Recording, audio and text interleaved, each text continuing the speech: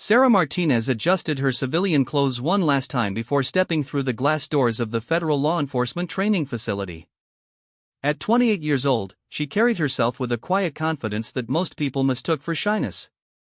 Her shoulder-length brown hair was pulled back in a simple ponytail, and she wore plain jeans and a navy blue t-shirt that concealed the lean, powerful muscles beneath. Nothing about her appearance suggested the extraordinary background she carried. The reception area buzzed with nervous energy as dozens of new recruits filled out paperwork and waited for orientation to begin. Sarah found an empty chair near the back of the room and settled in quietly, observing the mix of eager faces around her. Most of the recruits appeared to be fresh college graduates or former local police officers looking to advance their careers. They chatted excitedly about their expectations, their previous experience, and their hopes for the rigorous 16-week training program ahead. "First day jitters?" asked the young man sitting next to her. He had the broad shoulders and confident demeanor of someone who had played college football. His name tag read Mike Stevens, former state trooper. Sarah offered a polite smile. "Something like that. I'm Mike. 5 years with the state police before this." "You?" "Sarah. And I'm between jobs right now." Mike's eyebrows rose slightly at her vague response, but before he could probe further, a stern-faced instructor in tactical gear entered the room. The chatter died instantly as Sergeant David Kowalski's presence commanded immediate attention. His voice boomed across the room as he began the orientation speech that had intimidated countless recruits before them. "Ladies and gentlemen, welcome to hell," he began, his eyes scanning the room like a predator evaluating prey. "For the next 16 weeks, this facility will be your entire world. Some of you think you know what tough training looks like. You're wrong. Some of you think your previous experience gives you an advantage. You're also wrong. Everyone starts from zero here." Sarah listened intently while maintaining her relaxed posture. She had heard similar speeches before, though in different contexts and with much higher stakes. The instructor's intimidation tactics were textbook, designed to weed out those who lacked the mental fortitude for the job ahead. "Physical fitness will be tested daily," Kowalski continued. "Combat training will push you beyond your limits. Tactical scenarios will challenge everything you think you know about law enforcement. Most importantly, you will learn to work as a team. Those who cannot adapt, who cannot follow orders, or who cannot earn the respect of their peers will be sent home." As the orientation concluded, the recruits were divided into training groups of 12. Sarah found herself assigned to Group Charlie, along with Mike and 10 others who would become her training partners for the duration of the program. The group included former military personnel, police officers, security guards, and college graduates with degrees in criminal justice. Each brought their own expectations and assumptions about what the training would entail. Their first instructor was Lieutenant Jennifer Walsh, a 15-year veteran whose reputation for being fair but demanding preceded her. She led them to a classroom where they would spend the first week learning federal law, procedures, and protocols. The academic portion of training was intensive, but Sarah found herself effortlessly absorbing the material that others struggled to memorize. During breaks, her fellow recruits began forming the social bonds that would either strengthen or fracture under pressure. 3 recruits in particular seemed to gravitate toward each other with an energy that made Sarah slightly uncomfortable. Jake Morrison, a former college athlete whose father was a prominent federal judge, carried himself with an entitlement that rubbed many people the wrong way. His 2 closest allies were Tommy Rodriguez, whose uncle was a high-ranking official in the agency, and Chris Brennan, whose aggressive personality had reportedly caused problems in his previous job as a security supervisor. "Look at her," Jake whispered to his friends during a lunch break, nodding toward Sarah who sat alone reviewing her notes. "Miss Mysterious over there. Won't talk about her background, keeps to herself, probably thinks she's better than everyone else." Tommy snickered. "Maybe she's one of those feminist types who thinks she can hang with the big boys but will wash out the first time things get physical." Chris leaned forward conspiratorially. "I heard she told Jenkins she was between jobs. Probably got fired from mall security or something and now wants to play federal agent." Their speculation was entirely wrong, but Sarah had heard similar assumptions throughout her career. She had learned long ago that correcting people's misconceptions often created more problems than simply letting them believe what they wanted to believe. Her real background was something she preferred to keep private anyway. The truth was that Sarah Martinez had spent the last 8 years as a Navy SEAL, one of only a handful of women ever to complete the grueling selection process and earn the coveted Trident pin. Her military record was classified at the highest levels, documenting operations in places that didn't officially exist and missions that would never appear in any public record. She had served 3 combat deployments, earned numerous commendations for valor under fire, and trained extensively in hand-to-hand combat, weapons systems, and tactical operations that went far beyond anything taught in civilian law enforcement. Her decision to leave the Navy and transition to federal law enforcement was personal and complicated. After losing several close teammates in a mission that went wrong, she had struggled with the isolation and secrecy that came with special operations work.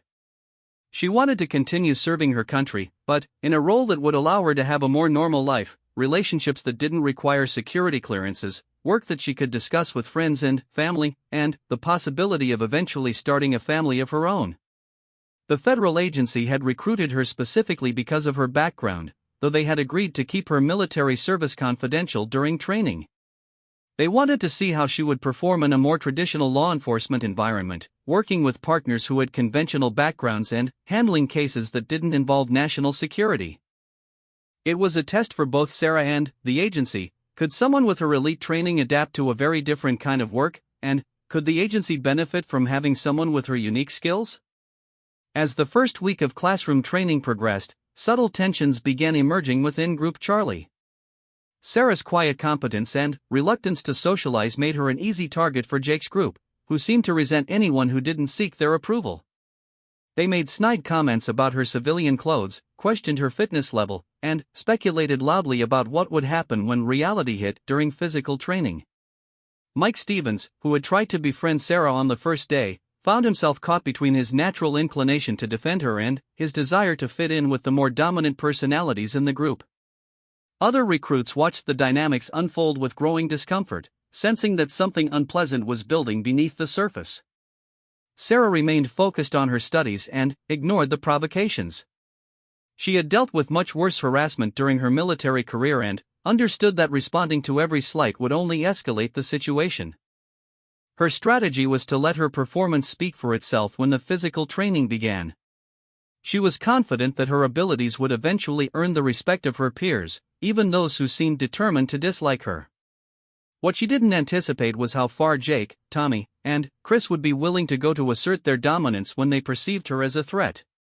They had formed their own ideas about hierarchy within the group and saw her quiet confidence as a challenge to their assumed leadership roles. In their minds, putting her in her place would be doing everyone a favor by establishing clear expectations about who belonged and who didn't. The stage was set for a confrontation that would reveal truths none of them expected. Sarah's years of elite military training had taught her patience, discipline, and the importance of choosing battles carefully. But they had also taught her that when someone crossed certain lines, swift and decisive action was often the only language they understood. As the first week ended and physical training loomed ahead, Group Charlie was about to discover that appearances could be dangerously deceiving. The quiet woman they had dismissed as an easy target was actually someone whose capabilities would shock them all and whose response to their planned humiliation would become a legend whispered about in training facilities for years to come. The training facility's motto, displayed prominently in every classroom and gymnasium, read "Strength through adversity." None of the recruits fully understood yet how prophetic those words would prove to be, or how one person's response to adversity would redefine their understanding of true strength and capability. Friday afternoon arrived with an announcement that would change everything. Monday morning would begin 3 weeks of intensive physical and combat training. Lieutenant Walsh's final words to Group Charlie carried a warning that seemed to look directly at the brewing tensions within their ranks. "Physical training will test more than your fitness," she said. "It will reveal your character. Those who try to build themselves up by tearing others down will find that strategy backfires spectacularly. Respect is earned through actions, not words. I suggest you all remember that over the weekend." As the recruits filed out of the classroom, Jake Morrison caught the eyes of his 2 allies and nodded toward the parking lot. They had spent the week talking about teaching certain people lessons, and the time for talk was almost over. What they didn't know was that the person they planned to target had been teaching lessons of her own for nearly a decade, lessons in combat, survival, and what happened when someone underestimated a warrior who had earned her place among the world's most elite fighting forces. The weekend would pass quickly, and Monday would bring revelations that would change Group Charlie forever. Monday morning arrived gray and cold, with a thin layer of frost covering the training facility's extensive outdoor obstacle course. Group Charlie assembled in the gymnasium at 0600 hours, dressed in matching gray workout gear that had been issued over the weekend. The familiar nervous energy of the first week had been replaced by something more focused and intense. Everyone understood that the real test was about to begin. Sarah stretched quietly in the corner, her movements fluid and precise in a way that suggested years of disciplined physical training. She had spent the weekend running through local parks and practicing combat forms in her apartment, maintaining the routine that had sustained her through countless deployments. Her body felt coiled and ready, though she was careful not to display the full extent of her conditioning during the warm-up exercises. Jake Morrison and his allies positioned themselves prominently in the center of the group, making loud jokes and projecting confidence they hoped would establish their status as natural leaders. They had spent Sunday evening finalizing their plan to humiliate Sarah during the first combat training session. In their minds, exposing her weakness would eliminate what they saw as an undeserving competitor and solidify their position as the dominant personalities in Group Charlie. Sergeant Kowalski entered the gymnasium with 3 additional instructors, all wearing the black tactical uniforms that marked them as combat specialists. The lead instructor was Master Sergeant Elena Vasquez, whose reputation for brutal honesty and uncompromising standards had made her a legend among federal law enforcement trainers. She had trained everyone from FBI hostage rescue teams to Secret Service agents, and her approval was considered one of the highest honors in the field. Physical fitness assessment first, she announced without preamble. Then, combat fundamentals. Then, we find out who actually belongs here and who has been wasting our time. The fitness assessment began with a 2-mile run around the facility's perimeter. Sarah settled into an easy pace near the middle of the pack, though those watching closely might have noticed that her breathing remained steady while others began showing signs of exertion. She could have easily taken the lead, but experience had taught her the value of conserving energy and observing her competition before revealing her capabilities. Jake maintained his position near the front of the group, setting a pace designed to impress the instructors while simultaneously wearing down anyone he considered weak. He kept glancing back at Sarah, expecting to see her struggling to keep up. Instead, he found her maintaining perfect form and showing no signs of fatigue, which only increased his determination to prove her inadequacy during hand-to-hand combat training. The remainder of the fitness assessment included push-ups, pull-ups, and core strength exercises. Sarah performed each task with textbook precision, finishing in the top quarter of the group without appearing to push herself to maximum effort. Her scores were solid but not exceptional by the standards of an elite training program, which was exactly what she intended. Drawing too much attention would only complicate her effort to blend in with her fellow recruits. Tommy Rodriguez whispered to Chris Brennan during a water break, "Did you see her during pull-ups? She's stronger than she looks, but wait until we get to the real stuff. Upper body strength doesn't mean anything if you don't know how to fight." What Tommy didn't realize was that Sarah had deliberately limited herself to 20 pull-ups when she could have easily performed twice that number. Her actual conditioning was the result of years training alongside male Navy SEALs who averaged 6 feet tall and 200 pounds of muscle. The physical standards she had maintained to keep up with them were far beyond anything required for federal law enforcement. After lunch, Master Sergeant Vasquez led Group Charlie to the combat training facility, a warehouse-sized space filled with mats, training equipment, and observation areas where instructors could monitor every interaction. The walls were lined with mirrors that allowed for detailed analysis of technique and form, while video cameras recorded sessions for later review and instruction. Combat training begins with fundamentals, Vasquez explained as the recruits formed a circle on the main mat. You will learn basic defensive techniques, takedown methods, and control holds that may save your life in the field. More importantly, you will learn when and how to use these techniques appropriately. Federal agents must be prepared to use force when necessary, but excessive force will end your career and potentially land you in prison. She demonstrated several basic techniques with one of her assistant instructors, showing how to escape common grabs, execute simple takedowns, and maintain control of a suspect without causing unnecessary injury. The movements looked straightforward when performed by experts, but Sarah knew from experience that mastering them required thousands of hours of practice and countless repetitions under stress. "Partner up for practice," Vasquez commanded. "We'll rotate through different combinations so everyone trains with everyone else." This was the moment Jake had been waiting for. He maneuvered quickly to ensure he would be paired with Sarah during the first rotation, while Tommy and Chris positioned themselves nearby to provide moral support and bear witness to what they expected would be a decisive humiliation. Sarah noticed their positioning but showed no reaction as Jake approached with a confident smirk. She had faced this type of challenger countless times during her military career, men who confused aggression with skill and believed that intimidation could substitute for technique. The outcome was always the same, though she hoped to handle this situation with enough finesse to avoid completely destroying Jake's ego in front of his peers. "Looks like we're partners," Jake said loudly enough for others to hear. "Don't worry, I'll take it easy on you. Wouldn't want anyone to get hurt on the first day." "I appreciate that," Sarah replied quietly, her tone giving no indication of her thoughts. The first exercise was simple escape techniques. One partner would grab the other's wrist, and the defender would demonstrate the proper method to break free and create distance. Jake volunteered to go first as the aggressor, gripping Sarah's wrist with significantly more force than the drill required. "Ready?" he asked with a grin that his friends found hilarious. Sarah nodded and executed the escape exactly as demonstrated, using proper leverage and timing to break Jake's grip effortlessly. Her movement was textbook perfect but revealed none of the speed or power she could have employed. Jake's confident expression flickered for just a moment before returning as he prepared for the next repetition. "Lucky break," he muttered, then grabbed her wrist again with even more force. This time Sarah added just a hint of the technique she had learned during SEAL training, a subtle twist that not only broke his grip but left his hand in a position where she could have easily broken his wrist if she had chosen to apply pressure. Jake felt the shift in leverage and realized that his grip had been not just broken but completely controlled, though he couldn't understand exactly how it had happened.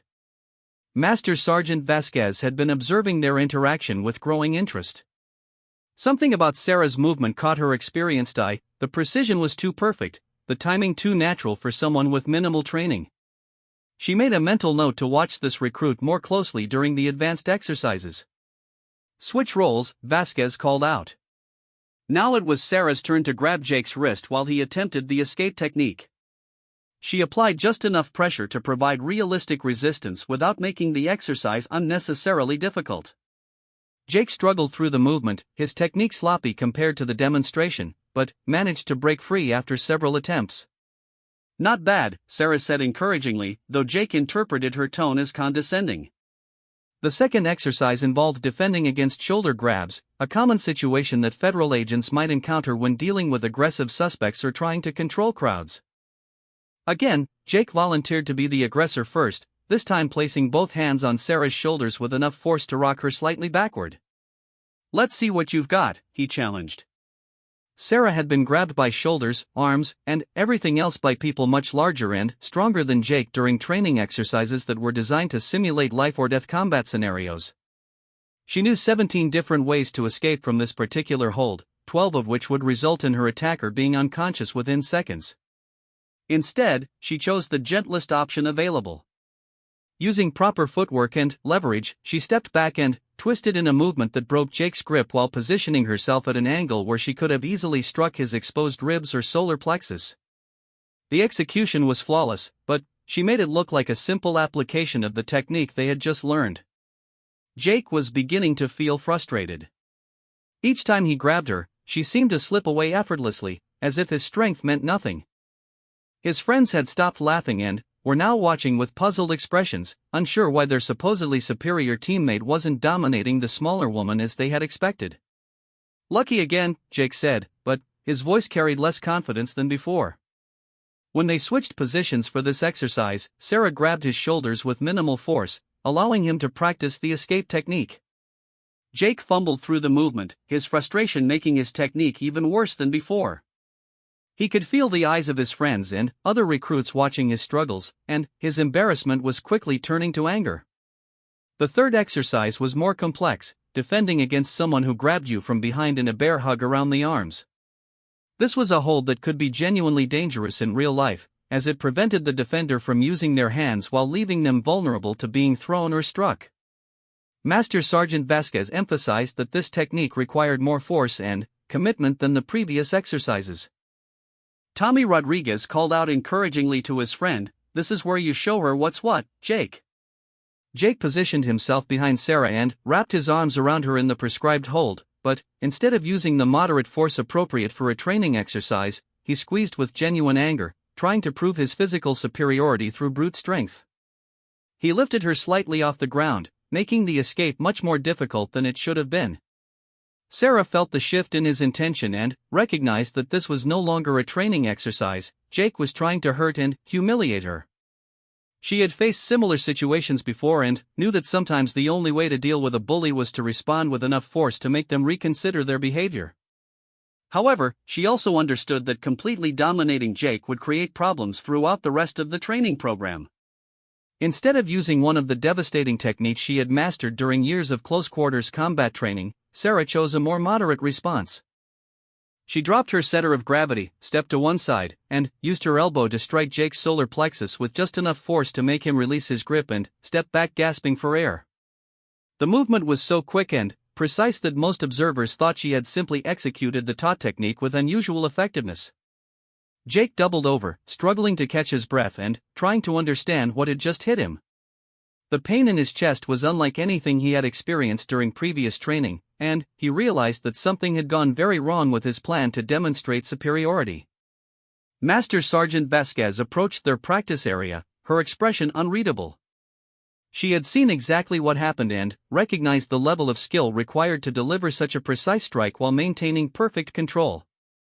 This recruit was not what she appeared to be. "Morrison, are you injured?" she asked.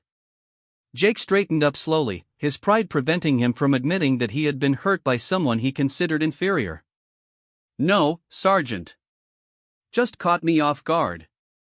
"Martinez, excellent technique," Vasquez said, using Sarah's last name for the first time.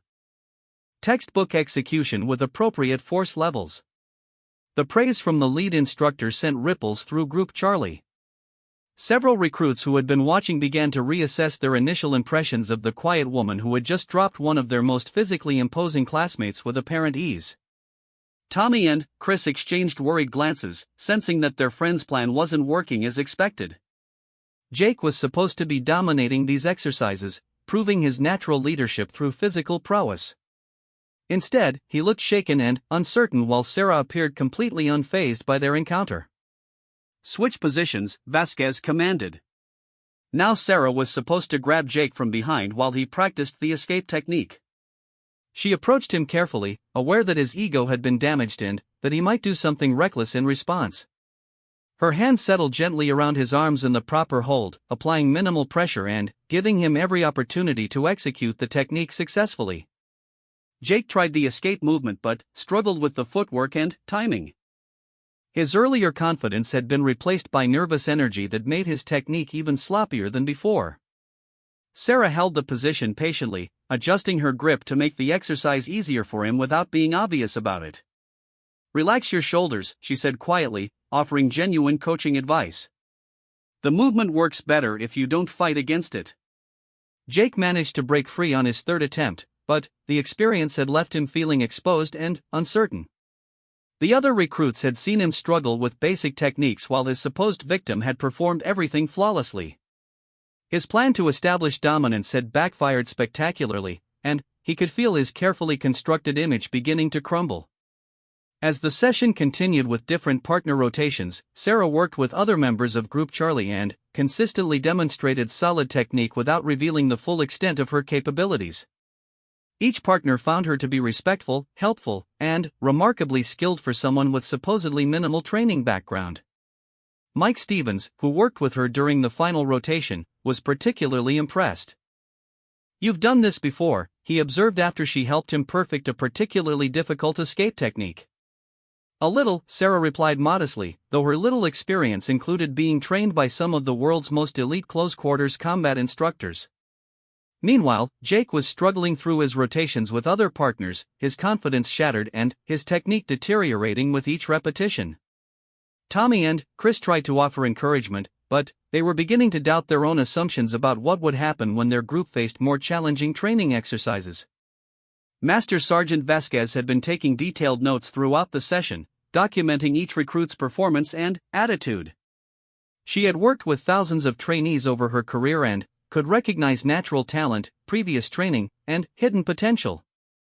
Sarah Martinez displayed all three characteristics in ways that suggested a background far more extensive than her file indicated. As the session concluded, Vasquez announced that the next day would focus on more advanced techniques, including full-contact sparring under controlled conditions. "Tomorrow we separate those who can handle pressure from those who fold when things get real," she said. "Everyone should rest tonight and prepare mentally for a much more challenging day." Jake Morrison left the gymnasium feeling angry and confused, his plans for establishing dominance having failed completely. He didn't understand how someone who looked so ordinary could make him feel so inadequate, but he was determined to prove himself during the sparring sessions. In his mind, real fighting would be different from technical exercises, raw aggression and determination would overcome whatever advantages she seemed to possess. What Jake didn't realize was that Sarah Martinez had been preparing for much more challenging days than he could imagine for nearly a decade. Her definition of pressure had been forged in combat zones where mistakes meant death, not embarrassment. The sparring session he was planning to use for redemption would instead become the moment when Group Charlie learned the truth about who they had been underestimating. The stage was set for a confrontation that would reveal not just Sarah's true capabilities, but also the character of everyone who chose to stand with or against her. Tomorrow would bring clarity to questions that had been building since the first day of training, and some of those answers would change everything for Group Charlie. Tuesday morning brought an ominous atmosphere to the training facility. Word had spread among the recruits about the previous day's combat exercises, particularly Jake Morrison's unexpected difficulties with his supposedly easy target.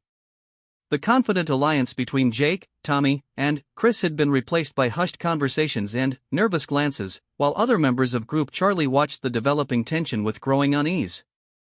Sarah arrived early, as was her habit, and spent the extra time stretching and mentally preparing for what she suspected would be a more intensive day. She had slept well despite knowing that Jake's wounded pride would likely lead to escalation. Experience had taught her that men like him rarely learn from subtle lessons and often required more direct education before they would modify their behavior. Master Sergeant Vasquez entered the combat facility with an energy that immediately commanded attention.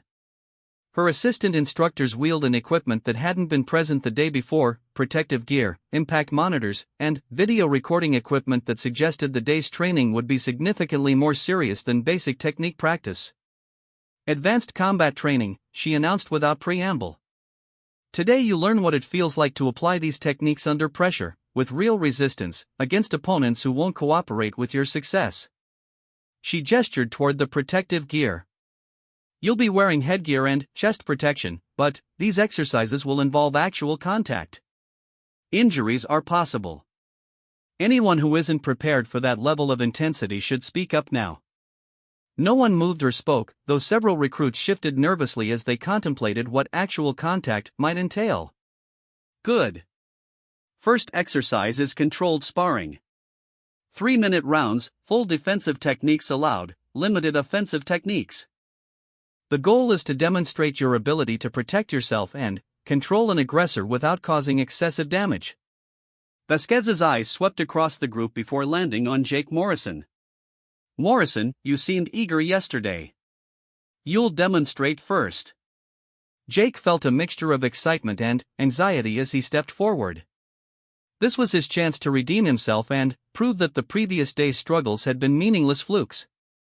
He began putting on the protective gear with exaggerated confidence, playing to his friends who were watching from the sidelines. "Martinez," Vasquez continued, "you'll be his partner." The gymnasium fell silent except for the sound of Velcro straps being adjusted. Every recruit understood that this wasn't a random pairing. The lead instructor had deliberately matched the two people whose dynamic had dominated the previous day's training. What most of them didn't realize was that Vasquez had spent the evening reviewing training videos and consulting Sarah's heavily redacted personnel file, piecing together clues that suggested this particular sparring match would be far more revealing than anyone expected.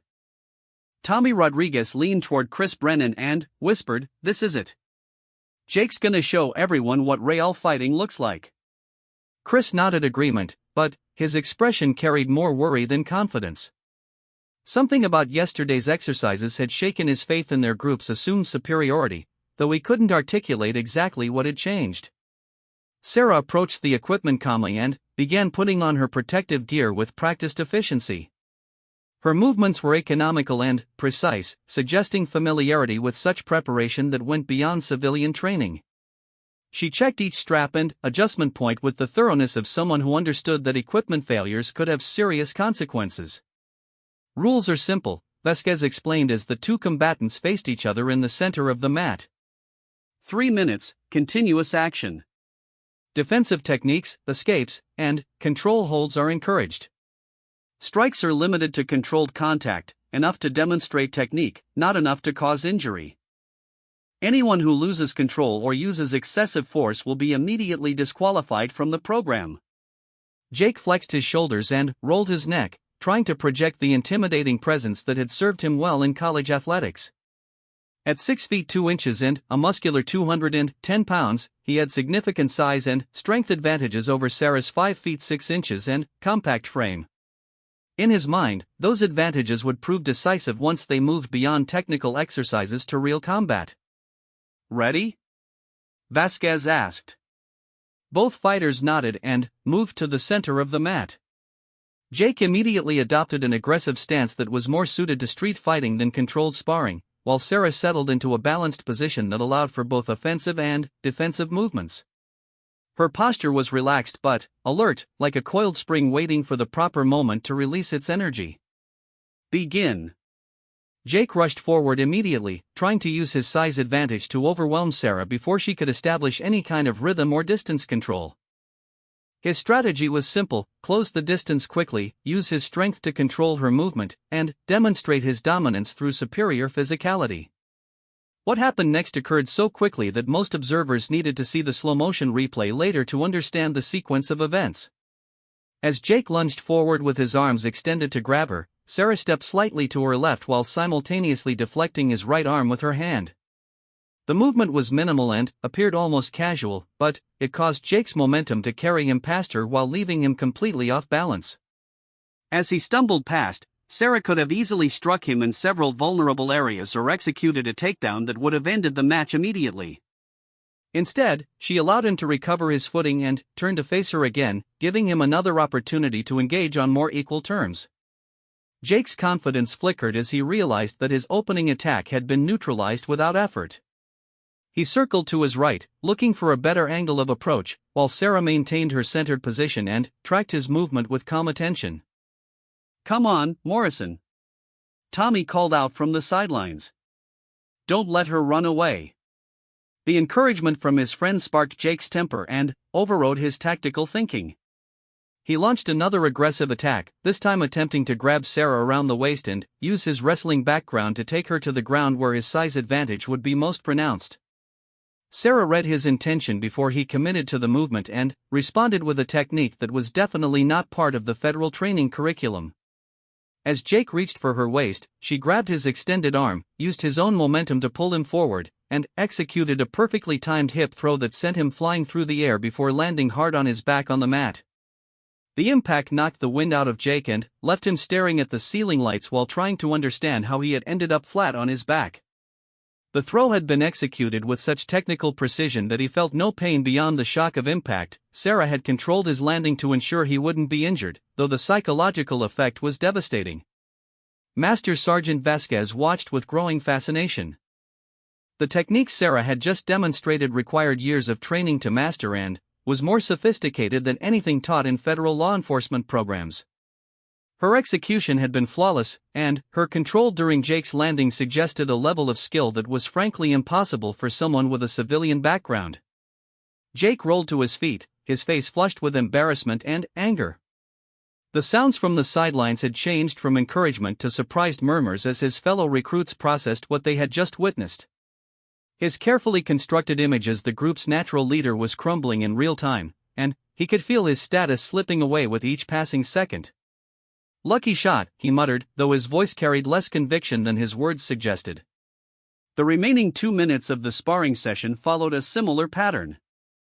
Jake would attack with increasing desperation, and Sarah would respond with just enough skill to neutralize his aggression without completely humiliating him.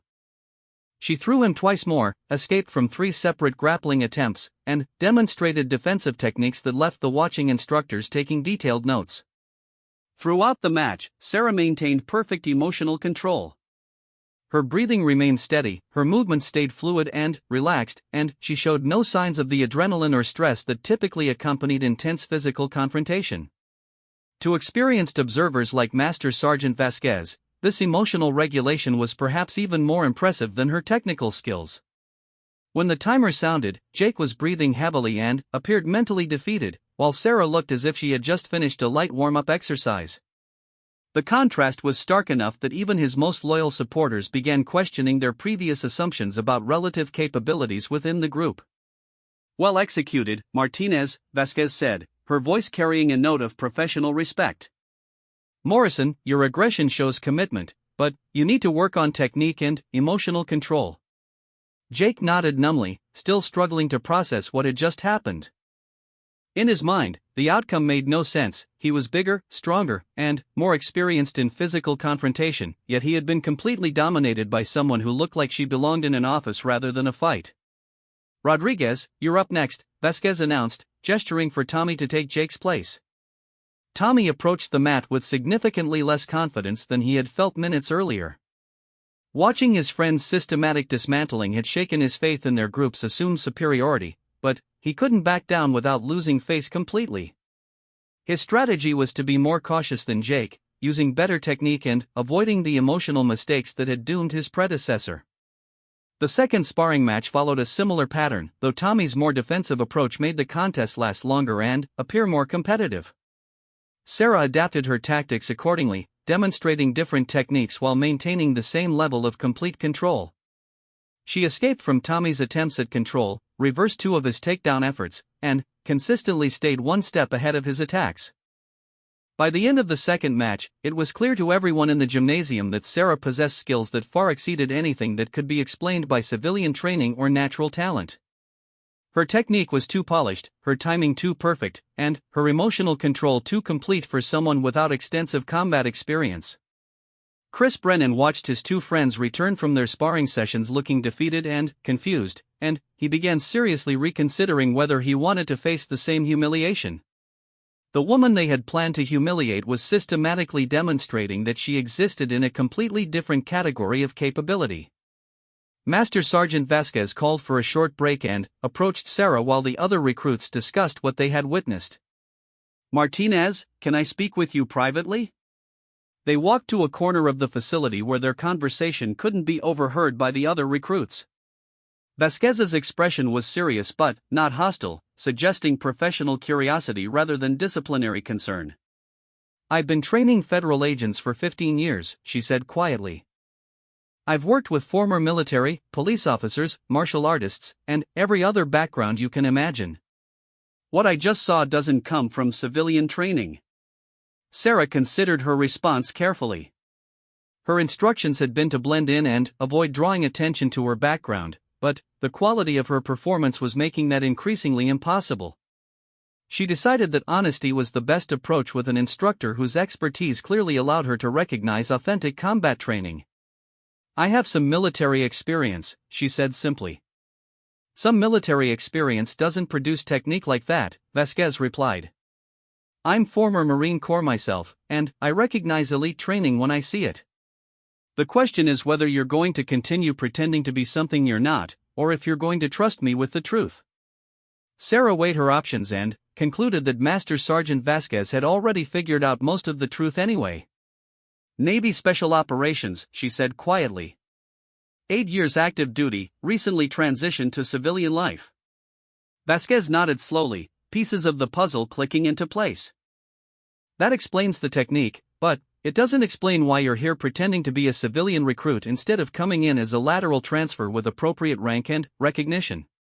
The agency wanted to see how I'd perform in a traditional law enforcement environment, Sarah explained. They thought it would be valuable to understand how someone with my background would adapt to different types of work and different types of partners. And Morrison and his friends don't know any of this? Nobody knows except agency leadership and now you. Vasquez was quiet for a moment, considering the implications of what she had learned. What you're doing isn't fair to them, she finally said. They're trying to establish themselves in a hierarchy they think they understand, and you're operating with capabilities they can't comprehend. It's like watching teenagers challenge a professional athlete. I've been trying to go easy on them, Sarah said. But they keep escalating, and I'm running out of gentle ways to discourage their behavior. Morrison's pride is destroyed, Vasquez observed. Rodriguez isn't much better. If Brennan challenges you next, it's going to be even worse unless you find a way to let him save face. Sarah glanced across the gymnasium where Jake, Tommy, and Chris were huddled in intense conversation. Their body language suggested anger and desperation, and she suspected they were planning something more dramatic than individual sparring matches. I don't think they're planning to give me that option, she said. As if summoned by their conversation, Chris Brennan approached Master Sergeant Vasquez with Jake and Tommy flanking him. His expression carried a mixture of determination and barely controlled anger that suggested the situation was about to escalate beyond individual matches. Sergeant, Chris said formally, we'd like to request a modification to the sparring exercise. What kind of modification? 3-on-1 scenario training. We think it would be valuable to practice dealing with multiple attackers, and Martinez seems confident enough to handle the challenge. Vasquez looked at the three men, then at Sarah, recognizing immediately that this was about wounded pride rather than legitimate training objectives. The request was technically within the bounds of advanced combat training, but the motivations behind it were problematic and potentially dangerous. That's an advanced exercise typically reserved for later in the program, she said carefully. We're ready for advanced training, Jake insisted. And if she's as good as she looked today, it shouldn't be a problem for her. Sarah understood that refusing the challenge would be interpreted as backing down and would likely lead to ongoing harassment throughout the remainder of the program. Accepting meant revealing even more of her capabilities, but it might also end the situation permanently by demonstrating beyond any doubt that continued challenges would be futile.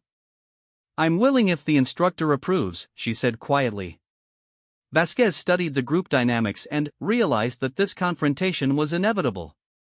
Better to let it happen under controlled conditions with proper safety equipment than to have it escalate into something more dangerous later.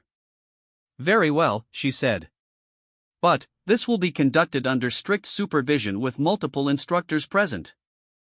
Any sign of excessive aggression or loss of control will result in immediate termination of the exercise. The other members of Group Charlie had been watching the conversation and sensed that something significant was about to happen. Word spread quickly through the gymnasium, and even recruits from other training groups began gathering to witness what promised to be an extraordinary demonstration of advanced combat techniques. As protective equipment was distributed and additional instructors took positions around the mat, Sarah realized that her careful efforts to maintain a low profile were about to end permanently. What happened in the next few minutes would establish her reputation throughout the training facility and determine how she would be perceived for the remainder of the program. The three men who had planned to humiliate her were about to receive an education in the difference between civilian combatives and elite military training. Unfortunately for them, that education was going to be both public and unforgettable. The gymnasium fell silent as additional instructors positioned themselves around the training mat and video equipment was adjusted to capture what was about to unfold. Word had spread throughout the facility that something extraordinary was happening in the Group Charlie training area, and personnel who normally wouldn't observe routine exercises had found reasons to be present. Sarah stood calmly in the center of the mat while Jake, Tommy, and Chris took positions around her perimeter, their body language radiating aggressive determination. The protective equipment felt familiar on her body, reminding her of countless training sessions where she had faced multiple opponents under much more dangerous circumstances. The main difference was that in military training, her opponents had been trying to help her improve, while these three men were motivated by wounded pride and a desire for vindication. Master Sergeant Vasquez addressed the entire group before beginning. What you're about to witness is an advanced training scenario that demonstrates defensive techniques against multiple attackers. This is not entertainment, it's education. Everyone watching should be taking notes on positioning, timing, and tactical movement. She turned to the four combatants. Rules are the same as before: controlled contact only, defensive techniques preferred, no excessive force. The exercise continues until either the defender is controlled by the attackers, or the attackers are neutralized through legitimate defensive techniques. Jake Morrison had spent the break trying to convince himself that his previous performance had been a fluke caused by overconfidence and poor technique. In his mind, coordinated attacks by three experienced fighters would overwhelm anyone, regardless of their individual skill level. Tommy and Chris had bolstered his confidence by agreeing that numbers would prove decisive, though their own experiences during sparring had left them less certain than they tried to appear. "Remember the plan," Jake whispered to his allies as they moved into position. Simultaneous attack from three angles. She can't watch all of us at once. What Jake didn't understand was that Sarah had trained extensively in multiple opponent scenarios as part of her special operations preparation. She had faced coordinated attacks by teams of instructors who were specifically trying to overwhelm her defenses, and she had learned to read group dynamics and predict attack patterns in ways that went far beyond civilian martial arts training. As she observed the three men positioning themselves, Sarah quickly assessed their likely strategy. Jake would probably attack from the front to draw her attention, while Tommy and Chris would attempt to grab her from the sides or behind. Their positioning was textbook for beginners, but it also created opportunities for someone with advanced training to exploit. "Begin," Vasquez commanded. The attack unfolded exactly as Sarah had predicted. Jake charged straight forward while Tommy and Chris moved in from her left and right flanks, intending to grab her arms and limit her mobility while Jake controlled her from the front. It was a reasonable strategy against most opponents, but it assumed their target would react defensively and try to avoid contact rather than engaging aggressively. Instead of backing away or trying to escape, Sarah took a half step forward to meet Jake's charge while simultaneously tracking the approach angles of his two allies. As Jake reached for her, she grabbed his extended arm and used a technique that was definitely not part of the federal training curriculum, a joint lock that immediately put him in excruciating pain while using his body as a shield against the other two attackers. Tommy and Chris found themselves unable to reach Sarah without going through their own teammate, who was now crying out in pain as she maintained perfect control of his arm joint.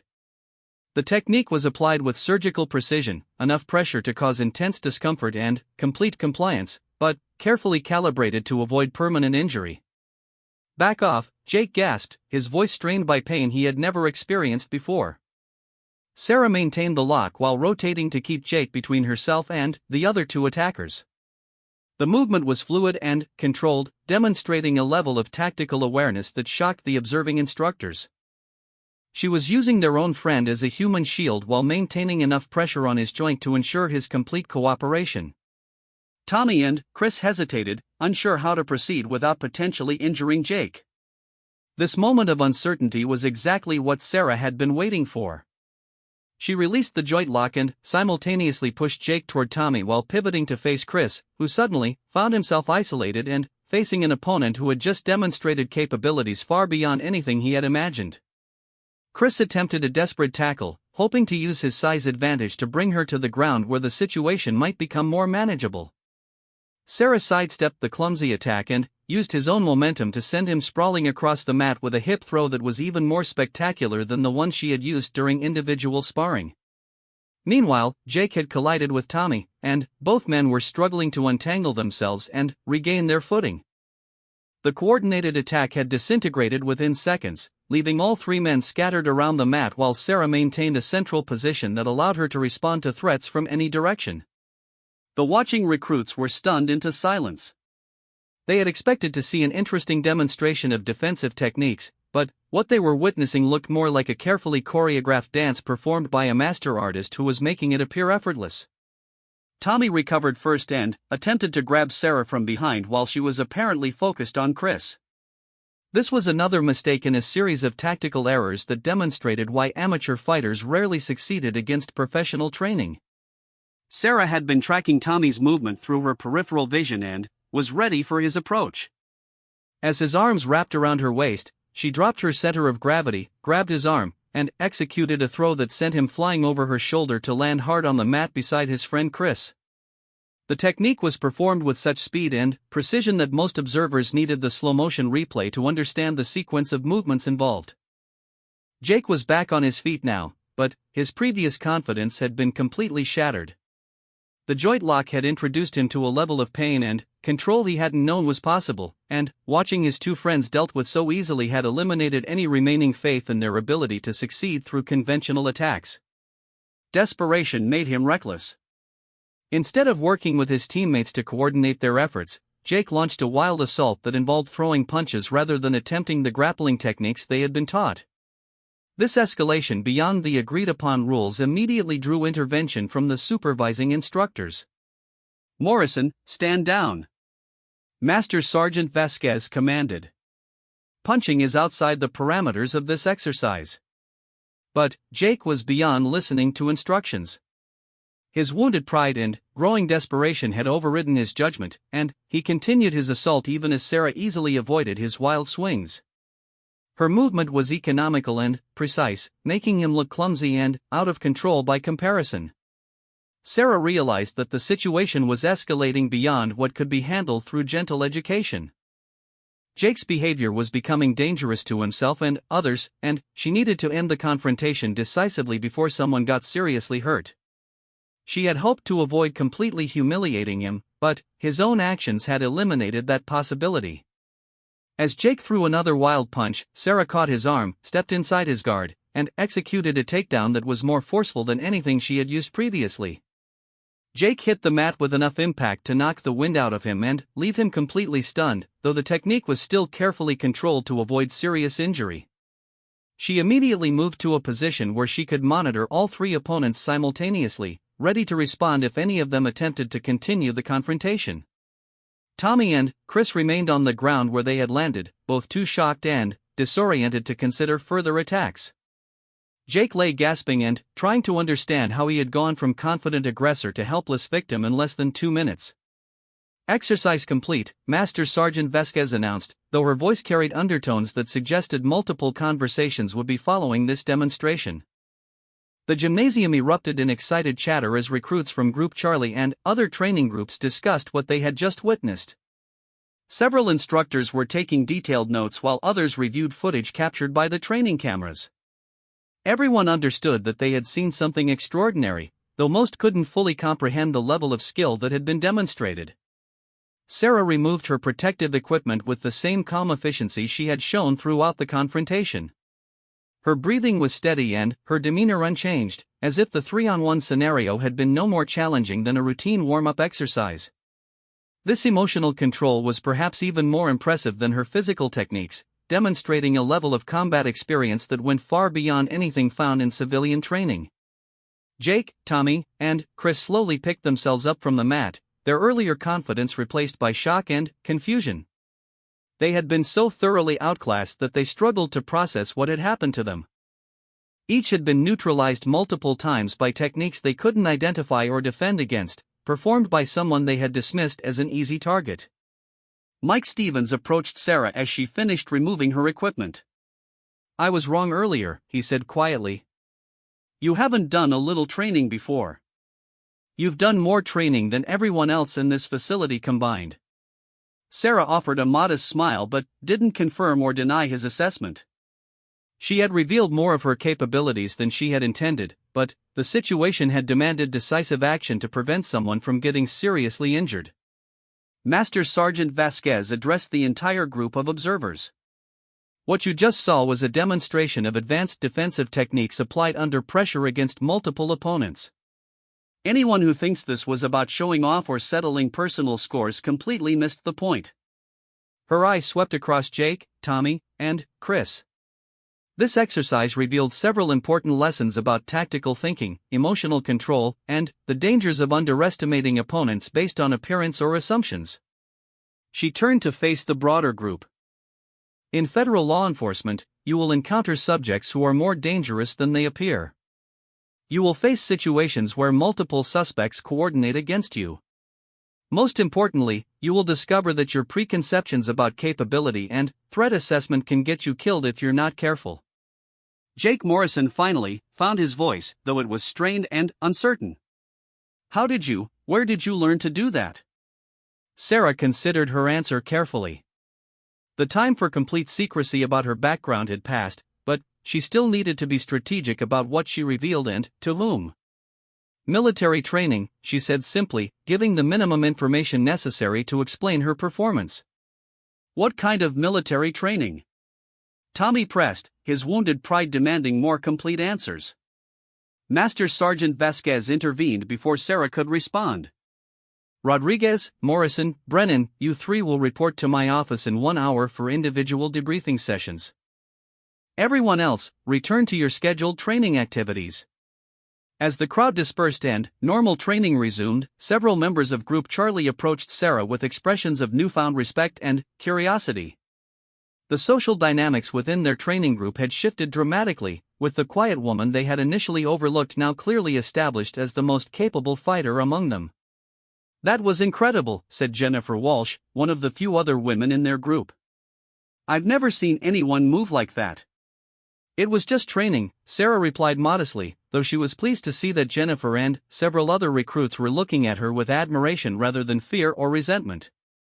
The afternoon proceeded with individual skill development sessions where each recruit worked on specific techniques identified during the morning's exercises. Sarah found herself in the unusual position of being asked for advice by classmates who had previously ignored her existence. She helped several people improve their form and timing, sharing insights from her extensive combat training without revealing specific details about its source. Jake, Tommy, and Chris participated minimally in the afternoon activities, their spirits crushed by the morning's humiliation and their minds focused on the upcoming debriefing sessions with Master Sergeant Vasquez. They had learned that their assumptions about hierarchy and capability were completely wrong, but the lesson had been delivered in such a public and decisive manner that recovery would be difficult. During a break between exercises, Sarah found herself approached by Master Sergeant Vasquez for another private conversation. That was expertly handled, the instructor said approvingly. You used exactly the amount of force necessary to end the situation without causing permanent damage to their bodies or completely destroying their future effectiveness as agents. Thank you, Sergeant. I was trying to balance several objectives. It's clear that your training extends far beyond what most people would consider military experience. Navy SEALs, I assume? Sarah nodded, recognizing that continued evasion was pointless with someone of Vasquez's experience and insight. I thought so. I've worked with several SEAL veterans over the years, and the combination of technique, tactical awareness, and emotional control was unmistakable. Will this create problems for the remainder of the training program? Sarah asked. Not the kind of problems you're thinking about, Vasquez replied. Morrison and his friends learned a valuable lesson about respect and humility, though they may need time to process it fully. The rest of your group now understands that capability comes in many forms and that assumptions can be dangerous. She paused before continuing. Your real challenge will be leadership. Whether you wanted it or not, you're now the acknowledged alpha in Group Charlie. How you handle that responsibility will determine whether the group becomes stronger or fractures under the pressure of damaged egos. As the training day concluded and Group Charlie prepared to return to their quarters, Sarah reflected on how dramatically her situation had changed. Her plan to blend in and avoid attention had been completely abandoned, replaced by a new reality where everyone knew she possessed extraordinary capabilities. Some of her classmates approached her with respect and genuine interest in learning from her experience. Others maintained careful distance, intimidated by skills they couldn't comprehend. Jake, Tommy, and Chris avoided her entirely, their earlier hostility replaced by a mixture of embarrassment and wariness. The next morning would bring new challenges as Group Charlie adjusted to their altered dynamics. Sarah would need to navigate her newfound leadership role carefully, helping her classmates grow stronger while avoiding the resentment that could arise if she appeared to flaunt her advantages. But, for now, she was satisfied that the immediate threat had been resolved decisively and professionally. The three men who had planned to humiliate her had instead learned valuable lessons about respect, capability, and the dangers of underestimating opponents. Most importantly, they had discovered that true strength came not from dominating others, but from the discipline and skill that enabled someone to protect themselves and others when circumstances demanded it. The federal training facility's motto about strength through adversity had taken on new meaning for Group Charlie. They had witnessed adversity met with calm professionalism, and they had learned that real strength was measured not by the ability to intimidate others, but by the wisdom to use power appropriately and the character to remain humble even when possessing extraordinary capabilities. Sarah Martinez had successfully navigated the transition from anonymous recruit to acknowledged expert, and her classmates had learned that appearances could indeed be deceiving. The quiet woman they had initially overlooked would go on to become one of the most respected agents in federal law enforcement, but her legend had begun on a training mat where three men learned the difference between talking tough and being truly formidable.